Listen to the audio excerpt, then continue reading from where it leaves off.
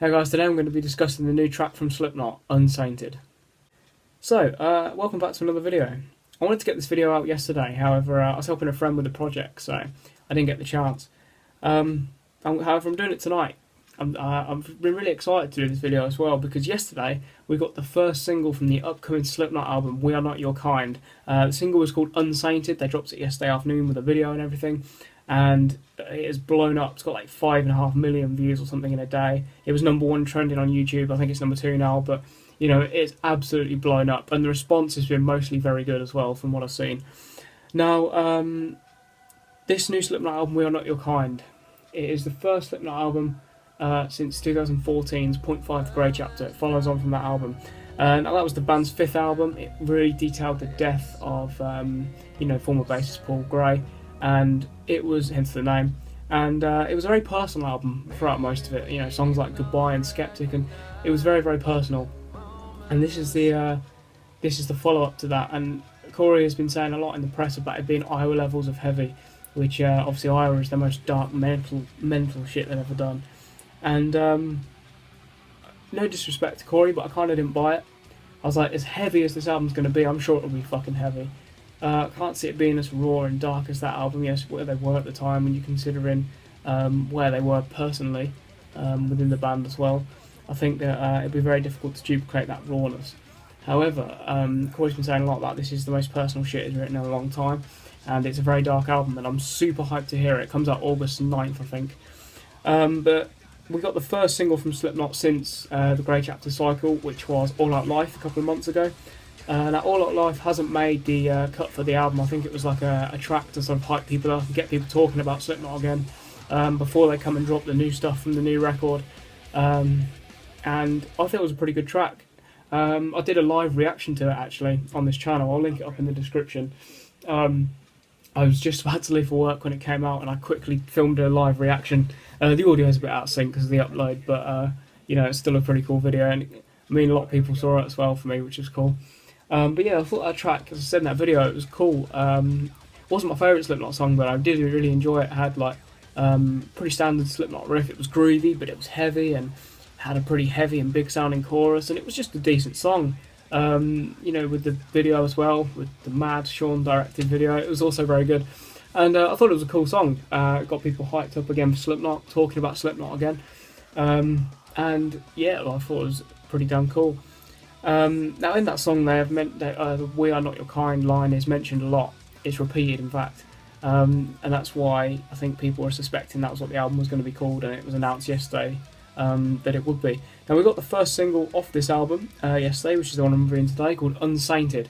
Now Unsainted is a pretty different word, isn't it? They released it with a video yesterday with the mask reveal and everything. I'll get to the video afterwards because I do want to quickly mention that. However, I was sat at college at the time, and I checked my phone and saw it had come up, and I just gave it a listen straight away. But I put the video full screen, and I just sort of sat there and was like, holy fuck, like, wow. So what I'm going to do today, I'm going to discuss the track, I'm going to get to the positives and negatives and an overall summary of the track, and then give it an overall rating. So the track starts with an operatic section. It has this kind of atmospheric intro, but then goes into this big operatic section, which I think is super cool that Slipknot are experimenting with that. I think that that's a pretty different thing for Slipknot to experiment with. And it's got this big opera sounding section, and then Corey sings over the top with this clean vocal that I think sounds phenomenal. And this song really shows how strong Corey's voice still is. I mean, Slipknot have been a band for 20 years, and well, he's been in Slipknot for 20 years, and his voice still sounds fantastic. The cleans on this song sound fantastic as well. And then after this sort of operatic section, kicks into this really heavy, groovy riff. It instantly sounds like Slipknot. It's pretty standard riff for Slipknot, but it works so well. Corey comes in with his growling vocal, his aggressive vocal.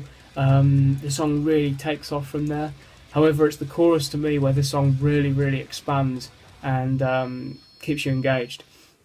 The chorus to the song is just phenomenal. Now, I've seen a few people speak negatively on it, saying they didn't like it was like too much like Stone Sour and too clean and whatever. I love the clean chorus on this song. I really love the clean chorus.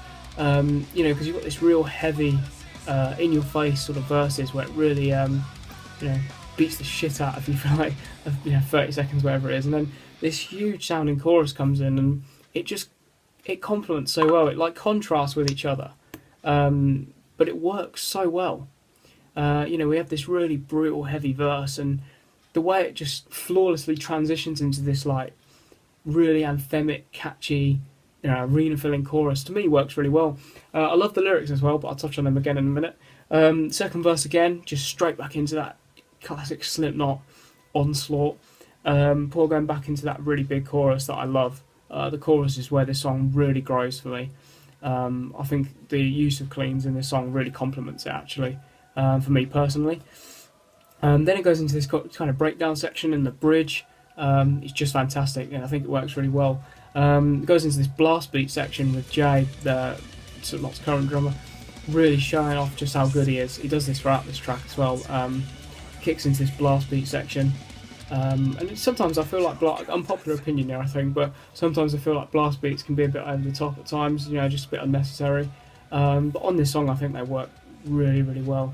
I think because the guitars aren't doing anything too like brutal either, it kind of contrasts again, and I think it works really well there. And then Corey comes in with the lines, "You've killed the saint in me, how dare you martyr me," sort of snarls them, and I think that works really well over the top of it. Before Jay does a really cool fill, and it kicks straight back into that huge sounding chorus, and that's one of my favourite things about this song, is that it can be aggressive, it can be heavy, but it always brings it back into that hook. You know, there's something to grasp onto there at all times, and that's why I really love this track. I think the track takes you through some twists and turns without you know, feeling disjointed. I think it just flows really nicely. You know, we have this operatic section, then a really heavy section, then a clean, catchy section, like, and then we have another really heavy section, then we have fucking blast beats, and then we have cleans again. And I think it just works so well. The song just flows really well, despite going through these different sounds. And you know, the song is able to take you through these twists and turns and keep it engaging, but you know, whilst flowing really well and transitioning really well. And that's what I really like. Now, the lyrics of this song I really like as well. They're nothing too complicated, but they're pretty straight to the point, and you know, that works really well with the song. I love the line, "I'll never kill myself to save my soul." I think that's a fantastic line. And what was the other one in that? I haven't come this far to sink so low. I think that's a fantastic line as well. Very simple lyric there, but pretty powerful and straight to the point, easy to understand, and I think that works really well with this song. You know, it's a big, catchy hook, that chorus, and I think the sort of more basic lyric just works so well there. It's powerful, it's straight to the point, you know, it's easy to understand, and I just think that works really well. Now, I've seen a few negative comments about this chorus, as I said.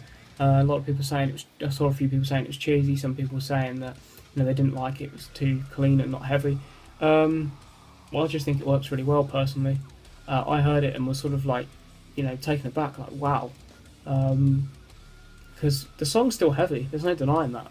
The verses are very heavy as well, but I think it's just cool that they're able to bring it into that, you know, really melodic, almost like arena sounding. You know, I can picture that being played live and, you know, being a big sing-along track. But I mean, I think I'm just repeating what a lot of people are saying online here.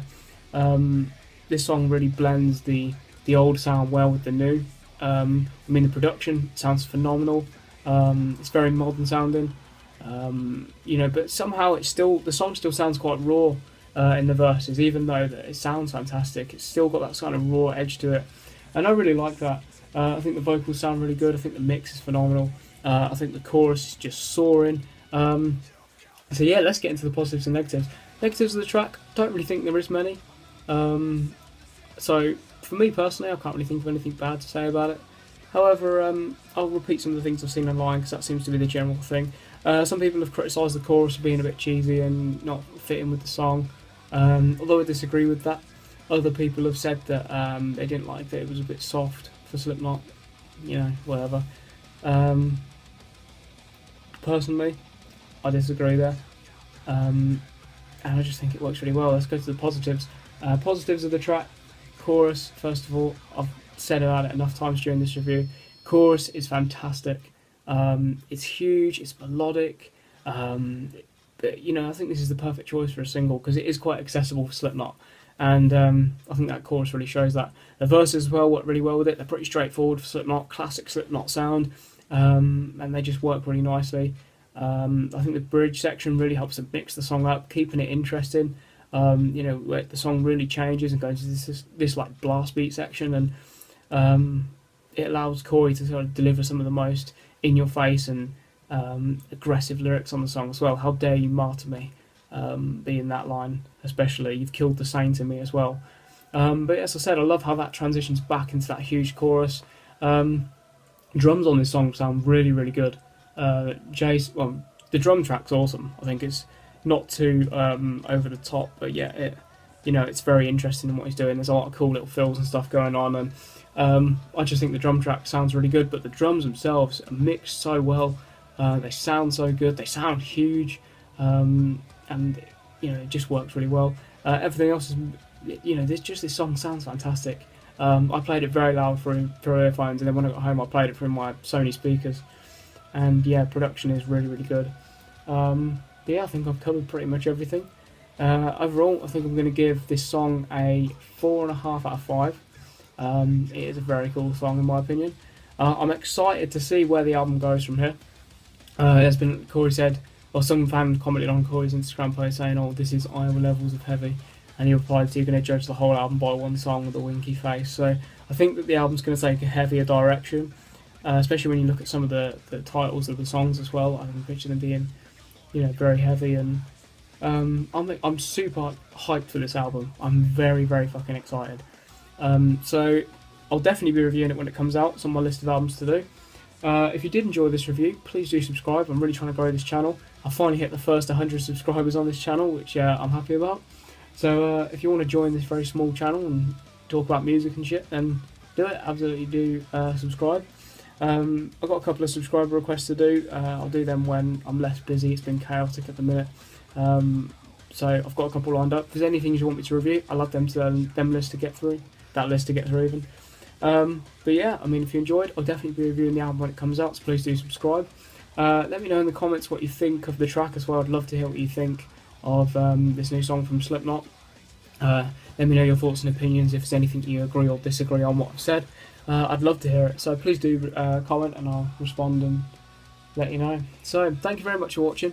I do appreciate it. Let us know what you think of the track, and subscribe if you enjoyed. I'll see you again with another video soon.